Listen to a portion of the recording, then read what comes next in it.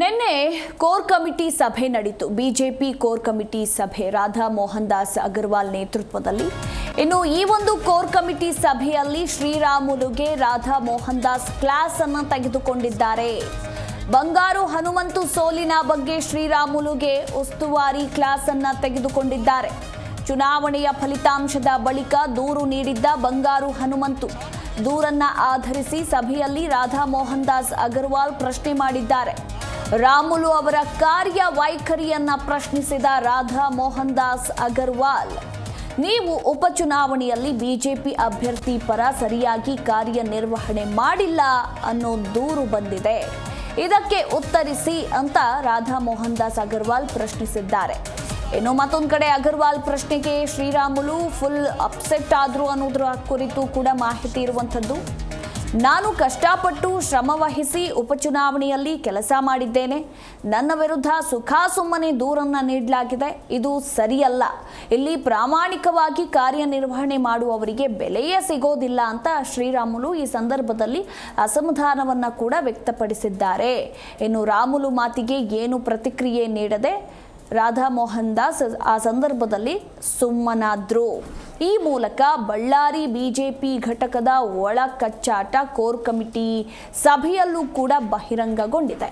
ಇನ್ನು core committee ಸಭೆ ಮುಕ್ತಾಯವಾಗ್ತಾ ಇದ್ದಂತೆ ಮಾಧ್ಯಮಗಳ ಮುಂದೆ ಬಂದು ಹೇಳಿಕೆಯನ್ನ ನೀಡೋದಕ್ಕೆ ನಿಂತ್ಕೊಂಡ್ರು ಶ್ರೀರಾಮುಲು. ಇನ್ನು ರಾಮುಲು ಅವರನ್ನ ಇದೇ ಸಂದರ್ಭದಲ್ಲಿ ಸಿಟಿ ರವಿ ಹಾಗೆ ವಿಜಯೇಂದ್ರ ತಡೆದ್ರು.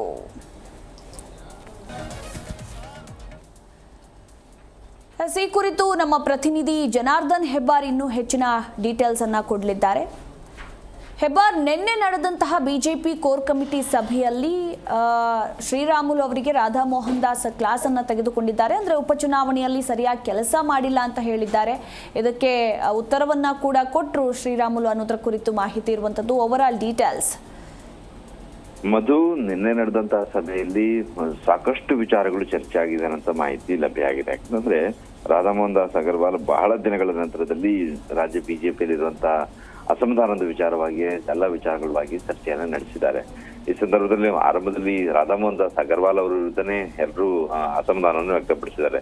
ತೀರಾ ಅಪರೂಪಕ್ಕೆ ಬಂದು ಸಭೆಯನ್ನ ನಡೆಸ್ತೀರಿ, ಪದೇ ಪದೇ ಬಂದು ಸಭೆ ಮಾಡಲ್ಲ, ಆ ಕಾರಣಕ್ಕಾಗಿ ಇಷ್ಟೊಂದು ಸಮಸ್ಯೆ ಉಲ್ಬಣ ಆಗಿದೆ. ನೀವು ಪದೇ ಪದೇ ಬಂದು ಎಲ್ಲರನ್ನೂ ಮಾತಾಡಿಸಿ ಏನ್ ವಿಚಾರ ಇದೆ ಅಂತ ಹೇಳಿ ತಿಳ್ಕೊಳ್ತಾ ಹೋದ್ರೆ ಸಮಸ್ಯೆ ಎಲ್ಲ ಆರಂಭದಲ್ಲಿಯೇ ಕ್ಲಿಯರ್ ಆಗ್ತಾ ಇತ್ತು. ಆದ್ರೆ ಈಗ ತುಂಬಾ ವಿಳಂಬ ಆಗಿದೆ, ಸಾಕಷ್ಟು ಒಂದು ಮುಂದೆ ಹೋಗ್ಬಿಟ್ಟಿದೆ ಘಟನೆಗಳೆಲ್ಲವನ್ನು ವಿಚಾರವಾಗಿ ಎಲ್ಲರೂ ರಾಧಾ ಮೋಹನ್ ದಾಸ್ ಅಗರ್ವಾಲ್ ಅವರ ಮೇಲೇನೆ ಅಸಮಾಧಾನವನ್ನ ವ್ಯಕ್ತಪಡಿಸಿದ್ದಾರೆ. ಅನಂತರದಲ್ಲಿ ಅಗರ್ವಾಲ್ ಸಹಿತ ಮಾತಾಡ್ತಾ ಒಂದಷ್ಟು ವಿಚಾರವನ್ನ ಪ್ರಸ್ತಾಪ ಮಾಡಿದ್ದಾರೆ. ಯತ್ನಾಳ್ ಅವ್ರ ಬಗ್ಗೆ ನೀವೆಲ್ಲ ಮಾತಾಡ್ತೀರಿ, ಆದ್ರೆ ನೀವೆಲ್ಲ ಶಾಸಕರುಗಳು ಏನ್ ಮಾಡ್ತಾ ಇದ್ದೀರಿ? ಕಳೆದ ಚುನಾವಣೆಯಲ್ಲಿ ಏನಾಗಿದೆ? ಉಪಚುನಾವಣೆ ಸಂದರ್ಭದಲ್ಲಿ ಏನಾಯ್ತು? ಅದಕ್ಕೂ ಹಿಂದೆ ಏನಾಯ್ತು? ರೇಣುಕಾಚಾರ್ಯ ಅವರು ಒಂದು ಟೀಮ್ ಕಟ್ಕೊಂಡು ಏನ್ ಮಾಡ್ತಾ ಇದ್ದಾರೆ? ಚನ್ನಪಟ್ಟಣ ಚುನಾವಣೆ ಏನಾಯ್ತು? ಸಂಡೂರು ಚುನಾವಣೆ ಏನಾಯ್ತು? ಶಾಸಕರೆಲ್ಲ ಏನ್ ಮಾಡ್ತಾ ಇದ್ದೀರಿ ಅನ್ನೋ ವಿಚಾರವನ್ನು ಕೂಡ ಪ್ರಸ್ತಾಪ ಮಾಡಿದ್ದಾರೆ. ಈ ವೇಳೆಯಲ್ಲಿ ಅಗರ್ವಾಲ್ ಅವರಿಗೆ ಬಳ್ಳಾರಿಯಲ್ಲಿ ಬಿಜೆಪಿಯ ಕೆಲ ಪ್ರಮುಖರೆಲ್ಲ ದೂರನ್ನ ಕೊಟ್ಟಿದ್ದಾರೆ ಅನ್ನೋ ಮಾಹಿತಿ ಇದೆ.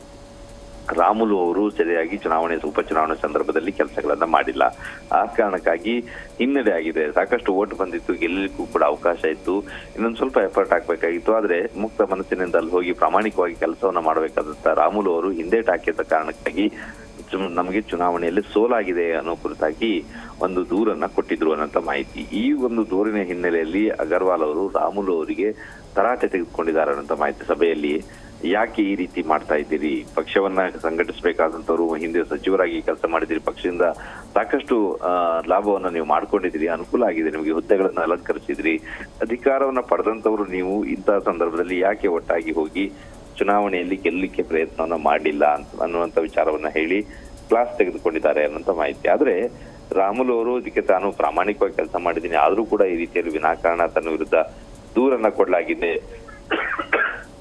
ಅನ್ನುವಂತ ವಿಚಾರವನ್ನ ಹೇಳಿ ತೀವ್ರ ಅಸಮಾಧಾನವನ್ನ ರಾಮುಲು ಅವರು ಕೂಡ ವ್ಯಕ್ತಪಡಿಸಿದ್ದಾರೆ ಅನ್ನುವಂತ ಮಾಹಿತಿ. ಅಂದ್ರೆ ಈ ಸಂದರ್ಭದಲ್ಲಿ ಎಲ್ಲಾ ವಿಚಾರಗಳನ್ನು ಕೂಡ ಪ್ರಸ್ತಾಪ ಮಾಡಿ ಯಾವ ರೀತಿಯಲ್ಲಿ ಪಕ್ಷವನ್ನ ಸಂಘಟನೆ ಮಾಡ್ಕೊಂಡು ಹೋಗ್ಬೇಕು ಅದನ್ನ ಬಿಟ್ಬಿಟ್ಟು ನೀವೆಲ್ಲ ಒಂದೊಂದು ಗುಂಪು ಮಾಡ್ಕೊಂಡು ಓಡಾಡ್ತಾ ಇದ್ದೀರಿ, ಇದು ಹೀಗೆ ಆದ್ರೆ ಹೇಗೆ? ಎಲ್ಲವೂ ಕೂಡ ಹೈಕಮಾಂಡ್ ಗಮನದಲ್ಲಿದೆ. ಅದ ಕಾರಣಕ್ಕಾಗಿ ಎಲ್ರು ಕೂಡ ಇನ್ಮೇಲಾದ್ರೂ ಒಟ್ಟಾಗಿ ಹೋಗಿ ಏನ್ ಮಾಡ್ಬೇಕು ಅನ್ನೋದನ್ನ ನಾವು ಇನ್ಮೇಲಾದ್ರೂ ಯೋಚನೆ ಮಾಡ್ಬೇಕಾಗಿದೆ ಅನ್ನೋಂತ ವಿಚಾರವನ್ನ ಈ ಸಂದರ್ಭದಲ್ಲಿ ಅಗರ್ವಾಲ್ ಅವರು ಹೇಳಿದ್ದಾರೆ ಅನ್ನೋಂತ ಮಾಹಿತಿ ಲಭ್ಯ ಆಗಿದೆ. ಮಧು, ಥ್ಯಾಂಕ್ ಯು ಹೆಬ್ಬಾರ್ ನಿಮ್ಮೆಲ್ಲ ಮಾಹಿತಿಗಾಗಿ.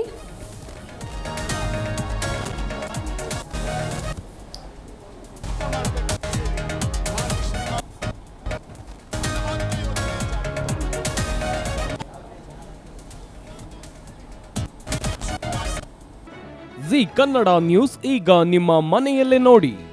ಎಲ್ಲ ಕೇಬಲ್ಗಳಲ್ಲಿ ಈಗ ಲಭ್ಯ. ನಿಮ್ಮ ನೆಚ್ಚಿನ ಜಿ ಕನ್ನಡ ನ್ಯೂಸ್ ಈಗ ಸನ್ ಡೈರೆಕ್ಟ್ ನಲ್ಲಿ number 292, Tata play number 1664, Jio TV number 1334, NXT digital number 30, in cable number 30, city networks 51, U digital number 162, GTPL number 17, Rockline telecommunications number 42, Shri Basaveshwara cable number 168, rural cable network 60, Vinayaka digital 57, Abhishek cable 821, city channel 53, Siddeshwara cable network 57, V4 digital Infotech 628, Surya digital networks 53, Gajanan digital number 836, Malnad Infotech private limited number 56, Metrocast number 830, Victory digital number 167ರಲ್ಲಿ ನೋಡಿ ಆನಂದಿಸಿ.